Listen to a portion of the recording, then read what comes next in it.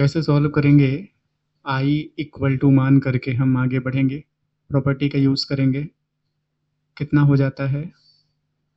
0 to A integration 0 to A F X into D X equal to integration 0 to A F of A minus x into D X. इसे equation number 1 मान लेते हैं, आगे काम आएगा। कितना हो जाएगा? I equal to 0 to pi log 1 plus cos pi minus x into D x. Formula कौन सा लग गया? कॉस पाई माइनस थीटा कितना होता है? Minus cos theta. इससे क्या हो गया? I equal to 0 to pi log 1 plus ये कितना हो गया? माइनस, प्लस का minus into minus cos x into D x. Equation number 2, दोनों को प्लस कर दें। Equation number 1 plus equation number 2 we get, क्या मिला? I plus I equal to integration limit 0 to pi, ऊपर क्या लिखा हुआ है? Log 1 plus cos x plus log 1 minus cos x into D x. अब log m plus log n formula लगा दें। क्या होता है? Log m into n। क्या बनेगा इससे? 2i equal to 0 to pi log, दोनों का मल्टीप्लाई हो जाएगा, मतलब 1 प्लस कॉस एक्स का इंटू 1 माइनस कॉस एक्स से इंटू डी एक्स। यहाँ पर a plus B A minus b, यहाँ कौन सा फॉर्मूला लग गया? a plus B A minus B A square minus B square. इससे क्या होगा? 2i equal to integration 0 to pi log, यहाँ कितना आ गया? 1 minus cos square X, 1 minus cos square X into D X. लेकिन हमें फिर से पता है 1 माइनस कॉस स्क्वायर एक्स क्या होता है? Sine square X. मतलब 2i equal to limit 0 to pi log कितना हो गया? Sine square X into D X. कोई दिक्कत यहाँ तक? हमें एक बात और पता है कि ये 2 पहले आ जाता है बाहर, तो 2i इक्वल टू कितना आ गया?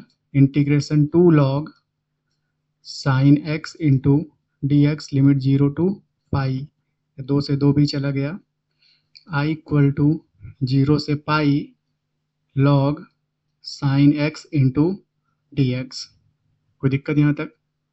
नहीं। अभी ध्यान दीजिए एक बात, क्या? लिमिट हाफ कर देते हैं, मतलब 0 से अगर a तक किसी भी फंक्शन को इंटीग्रेट करना है f को, तो आप 0 से a/2 तक कर दीजिए, डबल कर दीजिए F X into D x. क्या मतलब हुआ इसका? लिमिट आधा करना है तो डबल कर देंगे इसको, लिमिट कितना हो जाएगा? पाई/2 log sine x into D x. ध्यान दीजिएगा, अब हम इतने को एक नया वेरिएबल मानते हैं, किसको? i1 मान लेते हैं। किसको? 0 से पाई/2 को log sine x into D x को। Equation number 3। तो एक नया प्रश्न हमारे सामने आ गया है कि इसे इंटीग्रेट करना है। कैसे इंटीग्रेट करेंगे? ये प्रॉपर्टी फिर से लगाएंगे। तो आप देखिए कौन से प्रॉपर्टी का प्रयोग करेंगे? 0 to A integration F X D X equal to 0 to A integration F A minus x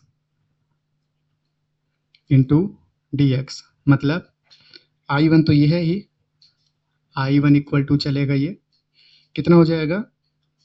integration 0 to पाई/2 लॉग, क्या हो गया? साइन पाई/2 minus x into D x. कितना आ गया? i1 equal to integration 0 to पाई/2 log cos 90 minus theta sine 90 minus theta cos theta into D x. Equation number 4, 3 और 4 को प्लस कर देना चाहिए। इक्वेशन नंबर 3 को प्लस कर देना चाहिए इक्वेशन नंबर 4 से। फिर से क्या प्राप्त होगा? i1 plus I1 equal to integration 0 to pi by 2 log sin x plus log cos x into dx। इधर कितना हो गया 2I1 equal to 0 to pi by 2। यहाँ पर फिर फॉर्मूला लगाएंगे कौन सा, ये वाला log m प्लस n क्या होता है इंटू, तो क्या हो जाएगा log sin x into cos x।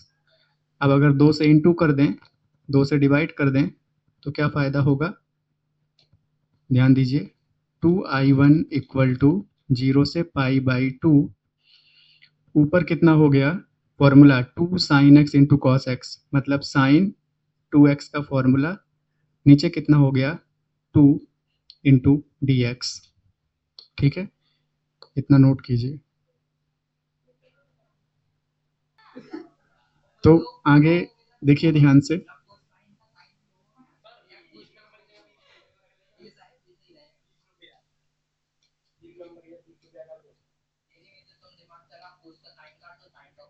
हाँ बिल्कुल सेम प्रश्न रहेगा बेटा।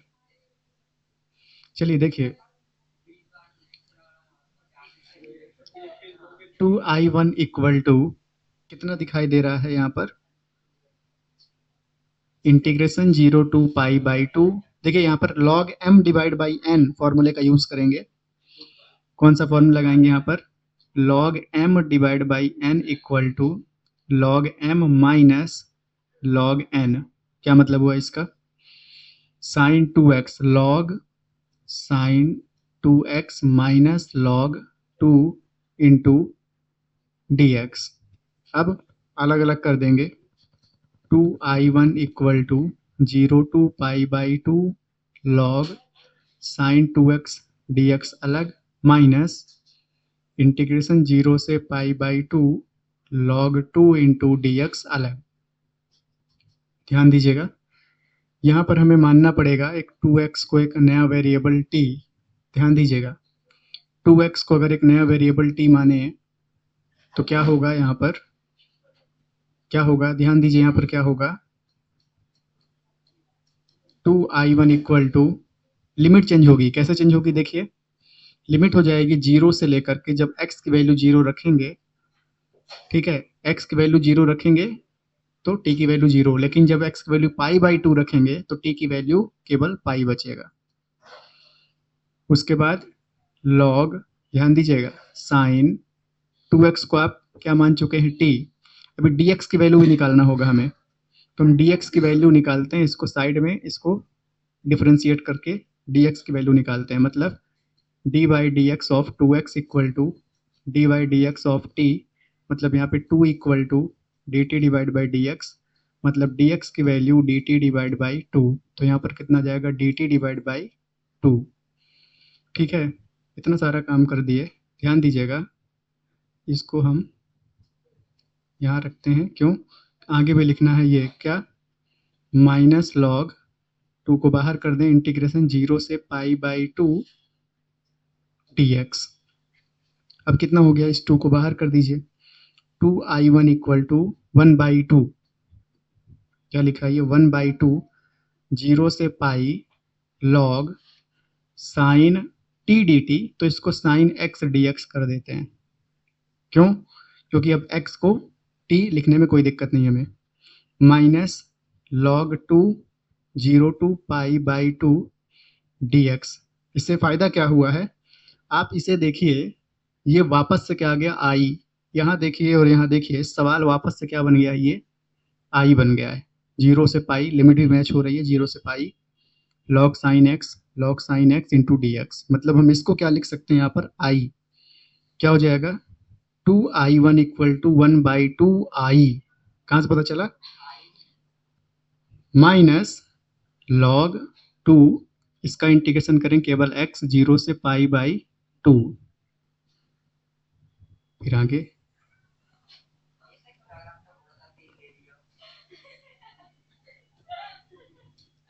आगे कितना आएगा देखिए, इसको इस पार भेजें, अभी ये i है और ये कितना बेटा, ये यहाँ पर एक वैल्यू रखे थे उसे हटा भी दिए। मतलब ये कि 2i1 किसके बराबर था, i के बराबर था, जिससे क्या होगा, यहाँ पर हम लिखेंगे केवल i इक्वल टू 1/2i